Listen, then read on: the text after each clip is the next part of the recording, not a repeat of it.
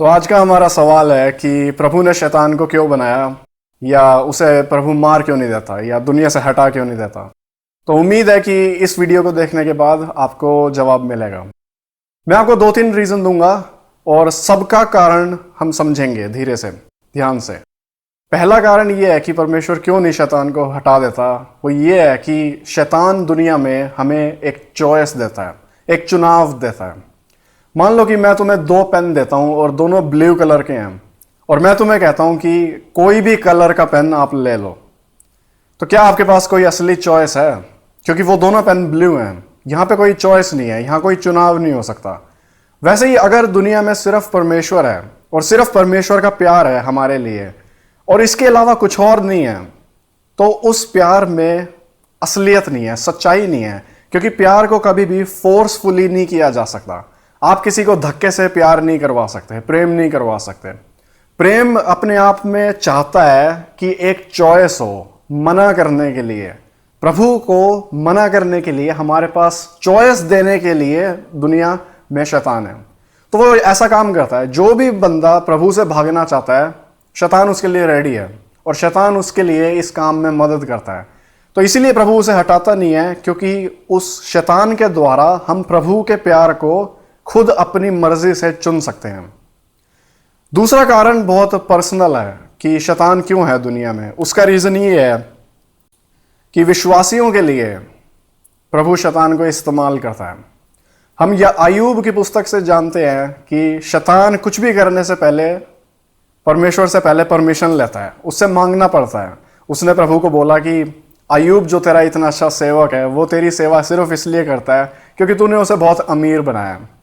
तो परमेश्वर उसे कहता है कि ठीक है, जा अय्यूब से उसकी सारी चीजें ले ले, लेकिन तू उसके शरीर पे कुछ नहीं कर सकता।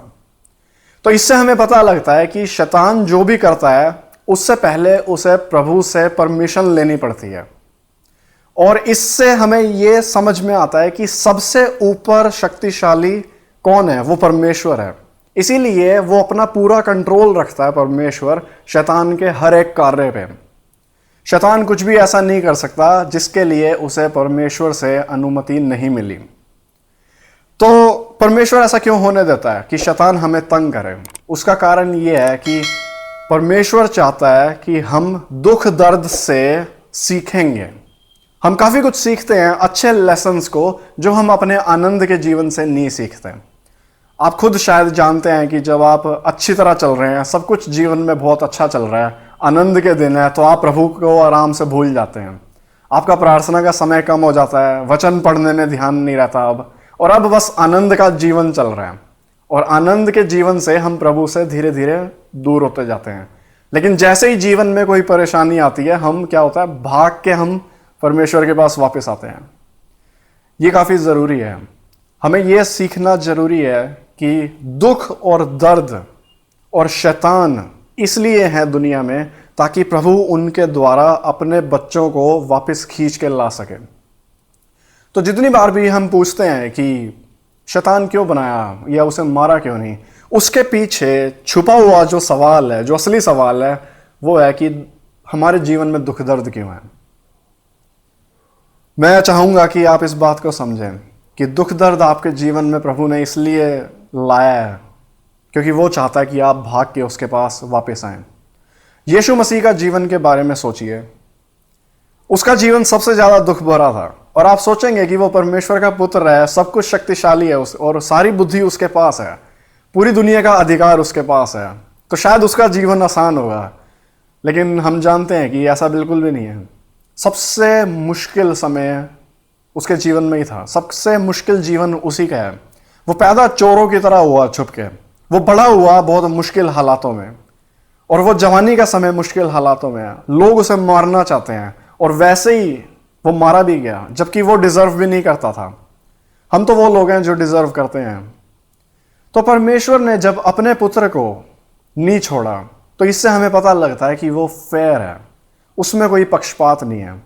और यीशु मसीह के जीवन में भी दुख दर्द जरूरी थे, क्योंकि हर मनुष्य के लिए, जैसा कि वो है, जरूरी है।